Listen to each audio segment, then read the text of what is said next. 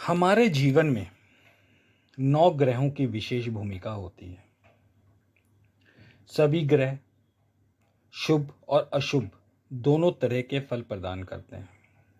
हम ये नहीं कह सकते कि मंगल क्रूर ग्रह है तो वो हमेशा जिसकी भी कुंडली में है वो उसको खराब फल देगा, और शुक्र किसी की कुंडली में अच्छा है तो वो उसको अच्छे ही फल देगा। कौन सा ग्रह आपके लिए शुभ है या अशुभ, यह सब आपकी जन्म कुंडली में ग्रहों की स्थिति पर निर्भर करता है। ग्रह किस भाव में है, किस राशि में है, किस ग्रह के साथ युति में है, किस ग्रह से दृष्ट हैं, ये सब बातें जब हम कुंडली में देखते हैं तब हमें आपकी दशा के बारे में पता चलता है कि कौन से ग्रह की दशा आपकी अच्छी जाएगी, कौन सी ग्रह की दशा आपकी खराब। लेकिन कई लोग ऐसे भी होते हैं जिन्हें अपने जन्म की एग्जैक्ट तारीख और समय मालूम नहीं होता। तारीख मालूम भी हो तो समय मालूम नहीं होता। उनको ये पता होता है कि हमारा जन्म इस वार को हुआ था, किसी को होता है कि इस दिन हुआ था लेकिन शाम के टाइम हुआ था या सुबह के टाइम हुआ था। तो वो कैसे जाने कि उनका कौन सा ग्रह उनको खराब फल दे रहा है या अच्छे फल दे रहा है।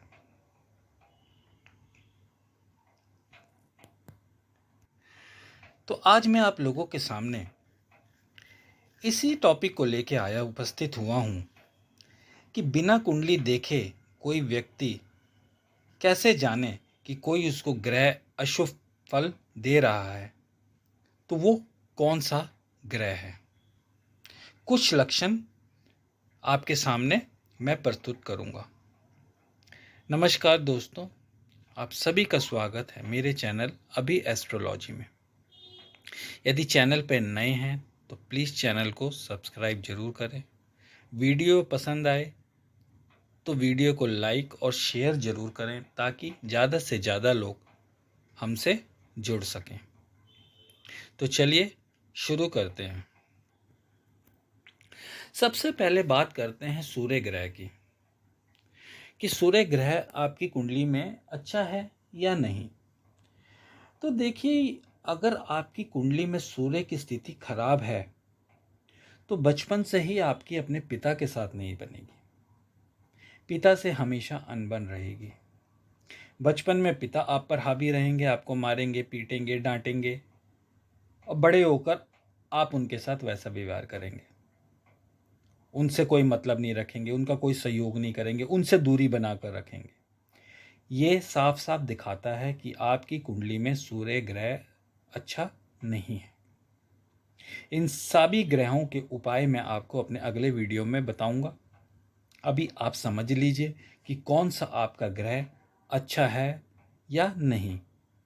विशेषकर अच्छा नहीं है उसी के बारे में हम बात करेंगे, लेकिन साथ में मैं आपको बताऊंगा अच्छे के लिए भी कि यदि आपके पिता से बनती है, निभती है, आपके पिता आपका पूरा ध्यान रखते हैं, आप अपने पिता का पूरा ध्यान रखते हैं, तो यकीन मानिए आपका सूर्य आपकी कुंडली में बहुत ही अच्छी स्थिति में है। इसके अलावा यदि आप सरकारी काम करवाते हैं उसमें आपको हमेशा निराशा होती है। आप सरकारी नौकरी की तैयारी कर रहे हैं लेकिन आपकी जॉब नहीं लग पा रही है। आप कोई भी सरकारी काम कराने जाते हैं, वो आपका काम फाइल अटक जाती है, पेंडिंग पड़ी रहती है। हालांकि आपको पता है कि सरकारी काम में भ्रष्टाचार बहुत है, बिना पैसे दिए कोई काम नहीं होता, लेकिन फिर भी आपका काम अटक गया, आपकी फाइल अटक गई, तो आप यकीन मानिए कि आपका सूर्य अच्छा नहीं है और उसके लिए आपको आगे चलकर उपाय करने पड़ेंगे। सूर्य आपका खराब है तो बचपन से ही वो आपको आंखों की समस्या अवश्य देगा। आपके शरीर में त्वचा रोग भी सूर्य के कारण हो सकता है। हालांकि त्वचा रोग से संबंधित और भी ग्रह हैं, लेकिन सूर्य की खराब स्थिति त्वचा रोग भी देती है। बात करें अगले ग्रह चंद्रमा की। देखिए, जिन व्यक्ति की कुंडली में चंद्रमा कमजोर होता है ना, उनकी माता के साथ संबंध अच्छा नहीं रहता।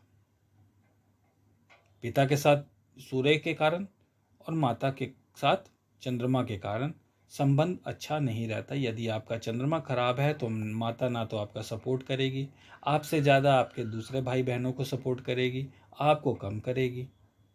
माता के साथ हमेशा द्वंद्व की स्थिति बनी रहेगी।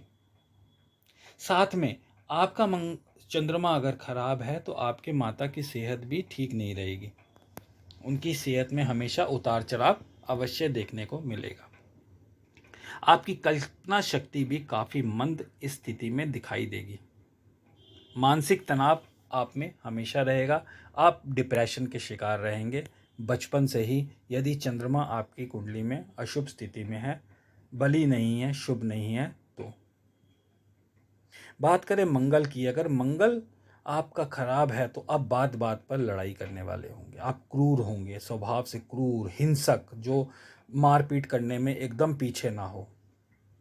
ये सब मंगल के अशुभ प्रभाव के कारण होता है। मंगल आपकी कुंडली में अगर अशुभ है तो आपको हिंसक और क्रूर बनाता है। आप में आत्मविश्वास की कमजोरी भी मंगल के कारण ही होती है। यदि आप आत्मविश्वास नहीं है, आप में किसी काम को करने की आप पहले ही डर जाते हैं कि ये काम होगा कि नहीं होगा, तो आप अपने मंगल के उपाय को अवश्य करें, जो मैं अपने अगले वीडियो में बताऊंगा। बुध अगर आपकी कुंडली में अशुभ स्थिति में है, अच्छा नहीं है, बली नहीं है, तो सबसे पहले तो आपकी वाणी में कठोरता होगी। आप किसी को भी बोलेंगे, आपसे कोई इम्प्रेस नहीं होगा। लोग आपसे नफरत टाइप की करने लगेंगे, आपसे दूर दूर रहने लगेंगे।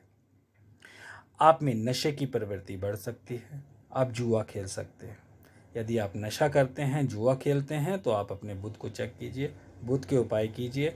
आपकी वाणी कठोर है, मधुर नहीं है, लोग आपसे इम्प्रेस नहीं हो पाते हैं, पढ़ने लिखने में आपका मन नहीं यहाँ लगता, पढ़ाई में आप कमज़ोर हैं, मैथमेटिक्स खास तौर से यदि आपका वीक है, तो यकीन मानिए आपको बुध की प्रॉब्लम है।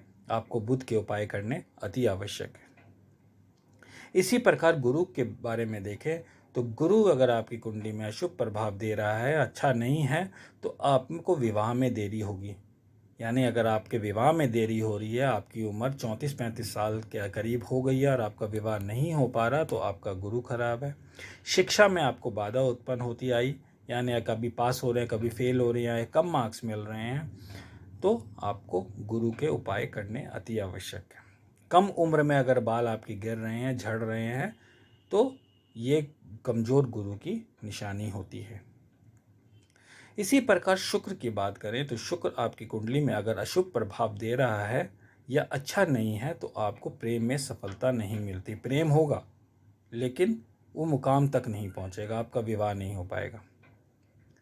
शुक्र भी सूर्य की तरह त्वचा रोग से संबंधित है। सूर्य साथ में नेत्र संबंधित रोग भी देता है।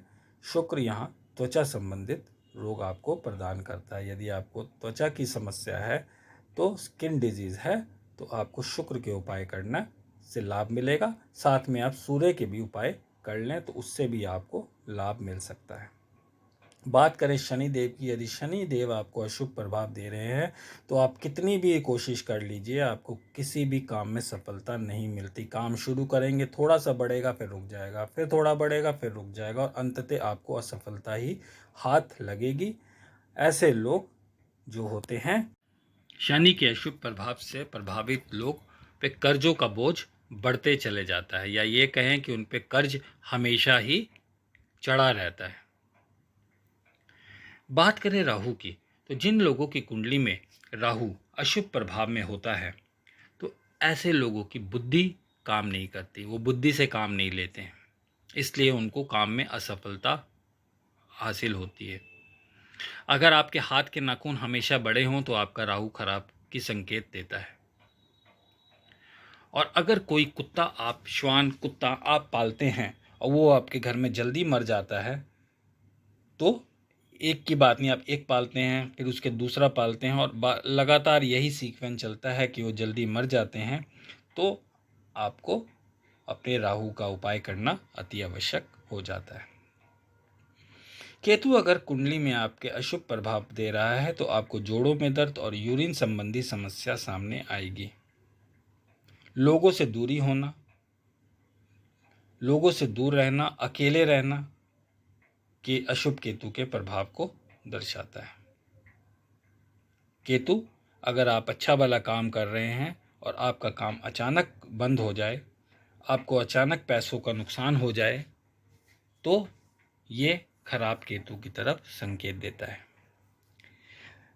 तो ये सारे मैंने आपको लक्षण बताए कि यदि आपके साथ मोटा मोटी ऐसे अगर लक्षण घटित होते हैं और आपके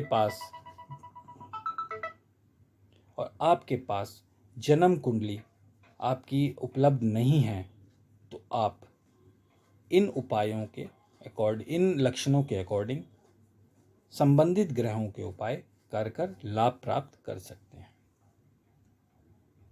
उपाय इन सभी ग्रहों के मैं आपको अगले वीडियो में अवश्य बताऊंगा। सरल उपाय होते हैं मेरे द्वारा बताए गए, जिसमें कोई पैसा रुपया खर्च नहीं होता, दान दक्षिणा होती है, पूजा पाठ होती है। यदि आप उन उपायों को करेंगे तो निसंदेह आपको संबंधित ग्रह से रिलेटेड लाभ अवश्य प्राप्त होगा। तो आज के लिए इतना ही। यदि आप लोगों को वीडियो पसंद आया तो प्लीज़ चैनल को लाइक, शेयर और सब्सक्राइब ज़रूर करें। मिलते हैं अगले वीडियो में उपायों के साथ। धन्यवाद।